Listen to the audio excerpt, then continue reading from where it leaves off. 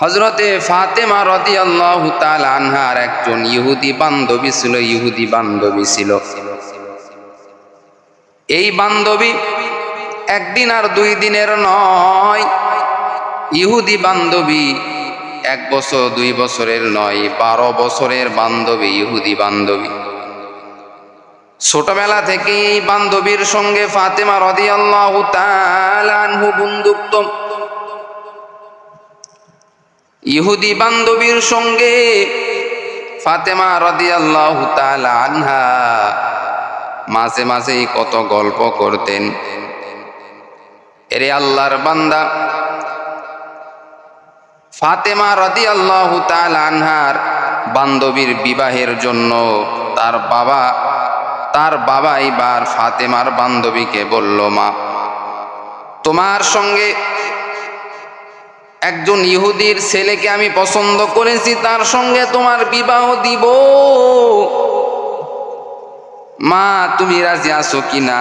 ফাতেমার বান্ধবী বলতিছে, বাবারে, তুমি আমাকে একজন ইহুদির ছেলের সঙ্গে বিবাহ দিবা, এতে আমার কোনো আপত্তি নাই, তবে আমার একটা কথা, ছোটবেলাকার একজন বান্ধবী রয়েছে, ওই বান্ধবীর কাছ থেকে আমি আগে পরামর্শ নিব, তারপরে আমি বিবাহেতে রাজি হয়ে যাব। ফাতেমার ইহুদি বান্ধবী যখন তার বাবাকে বলল, বাবা, আগে আমার বান্ধবীর কাছ থেকে আমি পরামর্শ নিব, তারপরে আমি বিবাহ করব। এবার ফাতেমার বান্ধবী ফাতেমার কাছে আসলো, এসে বললেন, ও ফাতেমা, ছোটবেলা থেকে তোমার সঙ্গে আমার বান্ধবী, তোমার সঙ্গে আমার বন্ধুত্ব রে ফাতেমা, তুমি আমাকে কখনো খারাপ পরামর্শ দাও নাই, তুমি আমার কোনোদিন ক্ষতি চাও নাই, সর্বদা তুমি আমার ভালো চেয়েছো। ও ফাতেমা, আমার বাবা আমার বিবাহ ঠিক করেছে, একজন ইহুদি ছেলের সঙ্গে বিবাহ ঠিক করেছে। ফাতেমা, তুমি একটু বলো ছেলেটা ভালো হবে কিনা এবং এই বিবাহে আমি রাজি হব কিনা। ফাতেমা রাদিয়াল্লাহু তাআলা আনহা বলতেছেন, ও আমার পেয়ারা বান্ধবী, যেহেতু ছোটবেলা থেকেই তোমার সঙ্গে আমার বন্ধুত্ব রয়েছে, তুমি ইহুদি, আমি মুসলমান, তারপরেও আমি ফাতেমা তোমাকে বলতেছি, তুমি এই বিবাহেতে রাজি হয়ে যাও, কোনো সমস্যা নাই, তোমার কোনো সমস্যা হবে না, তুমি বিবাহ করে নাও। এবার ফাতেমার কাছে এসে এবার ইহুদি বান্ধবী বলতেছেন, ও ফাতেমা, তবে আমি বিবাহের মধ্যে রাজি হয়ে গেলাম, তবে আমারও একটা শর্ত আছে, আমার বিবাহে তোমাকে থাকতে হবে, আমার বিবাহে তোমার দাওয়াত, আমার বিবাহের দিনে তুমি অবশ্যই কিন্তু আসবা। ফাতেমা রাদিয়াল্লাহু তাআলা আনহা বলেন, ও আমার বান্ধবী, তোমার বিবাহে তো আমি যাব, তবে তোমার বাবার কাছ থেকে আগে শুনে নাও, তোমার বাবার কাছ থেকে আগে শুনে নাও, তোমার বাবা যদি আমাকে অনুমতি দেয়, তাহলে তোমার বিবাহে আমি যাব অবশ্যই। ইহুদি বান্ধবী এবার তার বাবার কাছে বলল, বাবা, আমি এই ছেলেটাকে বিবাহ করার জন্য রাজি হয়ে গেলাম, তবে আমারও একটা শর্ত রয়েছে। বলে, কি শর্ত? বলে, আমার ছোট্টবেলার একটি বান্ধবী আছে, যার নাম হলো ফাতেমা, মুহাম্মদ সাল্লাল্লাহু আলাইহি ওয়াসাল্লামের আদরের মেয়ে ফাতেমা, তার সঙ্গে আমার বন্ধুত্ব আছে ছোটবেলা থেকে, আমি আমার বিবাহের মধ্যে ফাতেমাকে আমি দাওয়াত করতে চাই। এবার ইহুদি বান্ধবীর বাবা বলতেছে,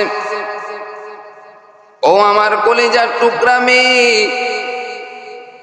তুমি যেই মেয়েটাকে দাওয়াত দিতেছো, ওই মেয়েটা তো অনেক গরিব, নাউজুবিল্লাহ, ওই মেয়ে তো তেমন ভালো কোনো পোশাক নাই, ভালো কোনো কাপড় নাই, তোমার বিবাহে যারা আসবে সকলে তো ধনী, সকলে টাকাওয়ালা, সকলে সম্মানওয়ালা, সকলে অনেক দামি দামি মানুষ। এর মধ্যে যদি তোমার বান্ধবী যদি এরকম অবস্থায় যদি আসে, ওরকম পুরান কাপড় পরে এরকম ভাবে যদি আসে, তাহলে তো আমাদের মান সম্মানের ক্ষতি হয়ে যাবে, বিবাহের মধ্যে তো অনেক ক্ষতি হয়ে যাবে। আমি কেমনে তোমাকে আমি অনুমতি দেই? তারপরে এবার ইহুদির মেয়ে জেদ ধরে গেল, ও বাবা, তুমি যদি ফাতেমাকে আসার অনুমতি যদি না দাও, তাহলে আমি এই বিবাহ করার জন্য আমি রাজি নই। বাবা, তুমি যদি ফাতেমাকে যদি আসতে না দাও, বাবা তুমি শুনে নাও, আমি তাহলে এই বিবাহ করার জন্য রাজি নই, আমি এই বিবাহ করতে চাই না।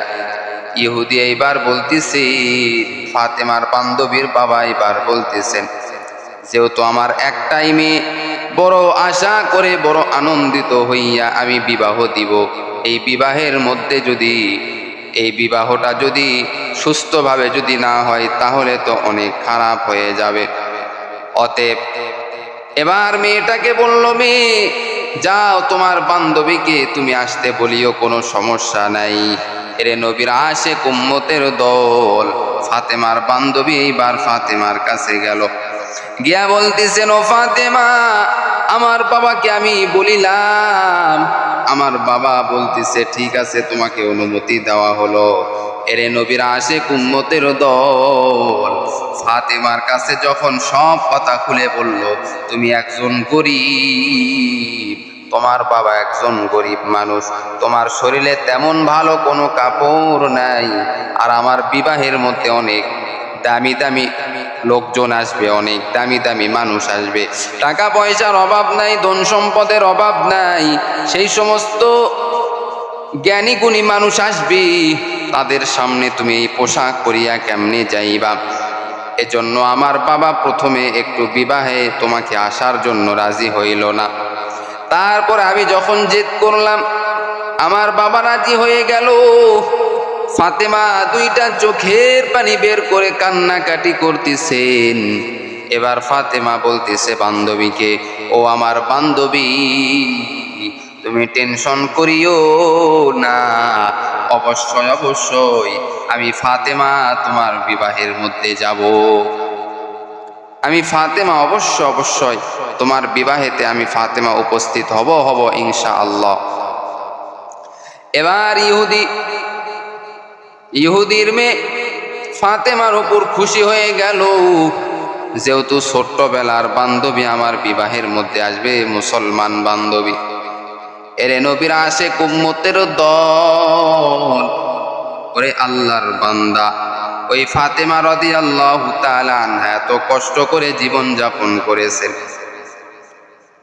ওই ফাতেমা এত কষ্ট করিয়া জীবন যাপন করলেন, এত বিলাসিতা করেন নাই, শুধুমাত্র আমার আল্লাহকে পাওয়ার জন্য, দুনিয়ার হিসাব থেকে বাঁচার জন্য। আর আজকে আমাদের অবস্থা কি অবস্থা? আজকে আমাদেরকে যতই টাকা দেওয়া হোক না কেন, যতই ভালো সম্পদ দেওয়া হোক না কেন, তারপরেও আমাদের চাহিদা কোনোদিন শেষ হবে না। ফাতেমা রাদিয়াল্লাহু তাআলা আনহা এবার আল্লাহর কাছে সিজদায় পড়িয়া দুহাত উঠাইয়া আল্লাহর কাছে বলেন, ও দয়ার মালিক, আমি ফাতেমা তোমার কাছ থেকে এতদিন কিচ্ছু চাই নাই রে আল্লাহ। ও আল্লাহ, আমি ফাতেমা কোনোদিন দামি কোনো পোশাক চাই নাই, আমি ফাতেমা দামি কোনোদিন কোনো কাপড় চাই নাই, আমি ফাতেমা দামি কোনো জিনিস চাই নাই রে আল্লাহ।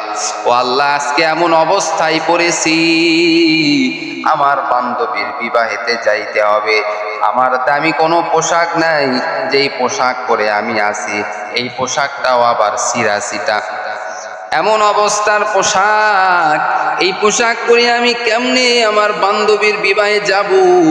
ওখানে ইহুদিদের বড় বড় নেতারা আসবে, বড় বড় টাকাওয়ালা মানুষ আসবে, আমি ফাতেমা কেমনে এই পোশাক পরিয়া যাব রে আল্লাহ? জীবনে আমি আপনার কাছে কিচ্ছু চাই নাই, শুধুমাত্র আমার সম্মানটা আপনি হেফাজত করেন রে আল্লাহ। আল্লাহ জিবরাইলকে বললেন, ও জিবরাইল যাও, তাড়াতাড়ি যাও, ফাতেমার মনের অবস্থা আমি আল্লাহ বুঝে ফেলেছি। ফাতেমাকে তো আমি আল্লাহ অপমান কোনোদিন করব না, ফাতেমাকে তো আমি আল্লাহ কোনোদিন অপমান করব না। ও জিবরাইল যাও, জান্নাতুল ফেরদাউস থেকে সব থেকে যেই কাপড়টা সুন্দর ওই কাপড়টা নিয়ে ফাতেমার কাছে যাও, ওই ফাতেমাকে দাও, ফাতেমা যেন সবার থেকে সম্মানী ব্যক্তি হয়ে যায়। জিবরাইল আলাইহিস সালাম আসলেন, আসার পর মানুষের আকৃতি ধারণ করিয়া ফাতেমার কাছে আসলেন, এসে ফাতেমাকে জান্নাতের এই পোশাকটা দিয়া দিলেন। ফাতেমা এবার জান্নাতের পোশাক পাইয়া ফাতেমা এবার পরিধান করলো পোশাকটা। এত সুন্দর লাগতেছে ফাতেমাকে, এনে নবীর আশিক উম্মতের দল। ফাতেমা যখন পোশাকটা পরলো জান্নাতি পোশাক, এটা তো দুনিয়ার কোনো পোশাক নয়, এটা দুনিয়ার তো কোনো পোশাক নয়, দুনিয়ার কোনো বড় মার্কেটের পোশাক নয়, এটা একেবারে আসমানি জান্নাতুল ফেরদাউসের পোশাক। দুনিয়ার কোনো পোশাক তো এই পোশাকের কাছে টিকবে না। ফাতেমা এই পোশাকটা পরা মাত্র ফাতেমার এই পোশাক থেকে আলো জ্বলতেছে, নূর জ্বলতেছে। ফাতেমা রাদিয়াল্লাহু তাআলা আনহা এইবার এই পোশাকটা পরিয়া যখন ইহুদির মেয়ের বাড়িতে যখন গেল, ফাতেমার বান্ধবীর বাড়িতে বিবাহের অনুষ্ঠানে গেল, ফাতেমা এমনি তো সুন্দর, আবার এই জান্নাতি পোশাক পরার কারণে ফাতেমার সৌন্দর্য আরো ফুটে উঠেছে। এবার ইহুদিদের যত বড় বড় লোক ছিল, টাকাওয়ালা, সকলে এসে ফাতেমার এই পোশাকটা দেখিয়া বলতেছে, আমাদের শরীরে যত পোশাক আছে সব থেকে ফাতেমার পোশাক হলো সুন্দর পোশাক। ফাতেমা, তুমি তো গরিব মানুষ, তোমার টাকা নাই, পয়সা নাই, তুমি অনেক অভাবের মধ্যে থাকো, কষ্টের মধ্যে থাকো। এ ফাতেমা, বলো তুমি এই পোশাক তুমি কোথায় পেয়েছো? এই পোশাক তুমি কোন মার্কেটে পেয়েছো? এই পোশাক তুমি কিভাবে পাইলা? এই পোশাক তো আমরাও কিনতে চাই, এই পোশাক আমাদেরও দরকার। ফাতেমা রাদিয়াল্লাহু তাআলা আনহা বলতেছেন, এই পোশাক তোমরা দুনিয়ার কোনো মার্কেটে তোমরা খুঁজে পাইবা না, দুনিয়ার কোনো মার্কেটে এই পোশাক পাইবা না, দুনিয়ার কোনো মার্কেটে আমার এই পোশাক তুমি পাইবা না, তোমরা এই পোশাক পাইবা না। এইবার সকলে বলে উঠল, ও ফাতেমা, এই পোশাকটা কেমনি পাওয়া যাবে? এই পোশাকটা পুরাই আলাদা, আমরা যেই পোশাক পরেছি আমাদের পোশাক এই পোশাকের কাছে কিচ্ছু নয়। ফাতেমা, বলো যত টাকা লাগুক না কেন আমরা তোমার এই পোশাক আমরা কিনতে চাই। সুবহানাল্লাহ। কিন্তু এটা তো জান্নাতি পোশাক, এটা তো দুনিয়ার কোনো পোশাক নয়, এটা তো জান্নাতি পোশাক। ফাতেমা যেটা পরে আছে এটা তো দুনিয়ার কোনো পোশাক নয়। এবার ইহুদি যত মহিলা ছিল সকলে বলতেছে, ফাতেমা বলো এই পোশাকটা কোথায় পাওয়া যাবে? ফাতেমা রাদিয়াল্লাহু তাআলা আনহা বলতেছেন, আপনারা এই পোশাকটা পাবেন, তবে আপনাদেরকে সর্বপ্রথম কালিমা পড়ে মুসলমান হতে হবে। সুবহানাল্লাহ। আগে আপনারা কালিমা পড়ে মুসলমান হন, মুসলমান যারা হবে তাদেরকে আল্লাহ এই পোশাক দিবে, মুসলমান যারা হবে না তারা এই পোশাক পাবে না। আপনারা সকলে মুসলমান হয়ে যান, তাহলে এই পোশাকের সন্ধানটা আমি আপনাদেরকে দিব। এই পোশাক কোথা থেকে আসলো? এই পোশাকের সন্ধান আমি ফাতেমা দিব। আগে আপনারা কালিমা পড়িয়া মুসলমান হয়ে যান। এইবার ইহুদি যত মহিলা ছিল ওখানে ইহুদির সকলে কালিমা পড়িয়া মুসলমান তারা হয়ে গেল। এবার ফাতেমাকে বলতেছে, ফাতেমা এখন তুমি বলো এই পোশাকটা কোথায় আমি পাইবো? আমরা সকলে এই পোশাকটা নিতে চাই। ফাতেমা বলতেছেন, এই পোশাকটা পাওয়ার জন্য যেহেতু আপনারা মুসলমান হয়েছেন ভালো কথা, কিন্তু এই পোশাকটা পাওয়ার জন্য বেশি বেশি আল্লাহর ইবাদত করতে হবে, নামাজ পড়তে হবে, কোরআনুল কারীম তেলাওয়াত করতে হবে, আল্লাহর কাছে দোয়া করতে হবে, হে মালিক জান্নাতি পোশাকের ব্যবস্থা করে দাও। এটা তো আসমানের পোশাক, একবারে জিবরাইলের মাধ্যমে আমার কাছে আল্লাহ তাআলা পাঠায়া দিয়েছে। এই পোশাক তো এমনি এমনি পাবেন না, এই জামা তো আপনারা এমনি এমনি পাবেন না। আপনাদেরকে মুসলমান হয়ে এরপরে আল্লাহর কাছে দুহাত উঠায়া যদি দোয়া করতে পারেন, আল্লাহ পাক রব্বুল আলামিন আপনাদের উপর খুশি হইয়া আপনাদেরকে এই পোশাকটা দিতে পারে। আর যদি আপনারা মুসলমান না হন, কালেমা পড়ে ঈমান যদি না নিয়ে আসেন, আপনারা যতই চেষ্টা করেন, দুনিয়ার যত মার্কেট আছে সব মার্কেটে ঘুরবেন, তারপরে এই পোশাক কখনো আপনারা পাইবেন না। এই পোশাক পাওয়ার জন্য, এই জামা পাওয়ার জন্য আপনাদেরকে মুসলমান হতে হবে এবং আল্লাহর কাছে দোয়া করতে হবে, নামাজ পড়তে হবে। একসময় আল্লাহ তাআলা নিজ কুদরতিভাবে আপনাদেরকে এই পোশাকের ব্যবস্থা করে দিবে। সুবহানাল্লাহ। দুনিয়াতে যদি এই পোশাকটা আপনাদেরকে নাও দেয়, পরকালে জান্নাত আপনাদেরকে এর থেকেও দামি দামি পোশাক আল্লাহ পাক রব্বুল আলামিন আপনাদেরকে দিয়ে দিবে। সুবহানাল্লাহ। এ আল্লাহর বান্দা, দুনিয়ার যত পোশাক রয়েছে, দুনিয়ার যত শান্তি রয়েছে, সব হলো ক্ষণস্থায়ী। চিরস্থায়ী শান্তি হলো জান্নাতের শান্তি। দুনিয়ার শান্তি চিরস্থায়ী নয়। দুনিয়ার যে কোনো জিনিস, তোমার যতই দামি জিনিস হোক না কেন, তুমি যখন মোবাইল কিনেছো, নতুন মোবাইল, এই মোবাইলটা কিছুদিন নতুন ছিল, আস্তে আস্তে পুরান হইতেছে, পুরান হয়ে যায়। এরকম তুমি যে জামা কিনেছো, পোশাক কিনেছো, এটা যদিও এখন নতুন, আস্তে আস্তে ব্যবহার করার কারণে এটা পুরান হয়ে যাবে। আর জান্নাতে যত নাজ নিয়ামত তুমি আমি দেখব, এই নাজ নিয়ামতের কোনো পুরান নাই, এই নাজ নিয়ামতের কোনো শেষ নাই। জান্নাতি পোশাক কোনোদিন ক্ষয় হবে না, জান্নাতি জুতা কোনোদিন ক্ষয় হবে না। জান্নাতের মধ্যে আল্লাহ তাআলা এমন ব্যবস্থা করে দিয়েছেন, জান্নাতটা আল্লাহ তো সুন্দর করে বানাইছেন, মুসলমান মুমিন বান্দা জান্নাতের মধ্যে থাকবে, আর কোনোদিন জান্নাত থেকে বের হবে না। এজন্য আমাদেরকে দুনিয়ার পোশাকের পিছনে সময় না দিয়ে, দুনিয়াতে দামি হয়ে থাকার সময় না দিয়ে, আখিরাতকে প্রাধান্য দিয়ে আমাদেরকে কবরের মধ্যে যাইতে হবে।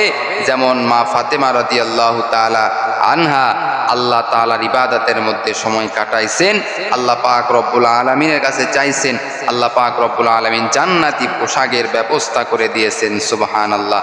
আল্লাহ আমাদের সকলকে মুসলমান, খাঁটি মুসলমান হয়ে কবরে যাওয়ার তৌফিক দান করুক। সকলেই বলি আমিন।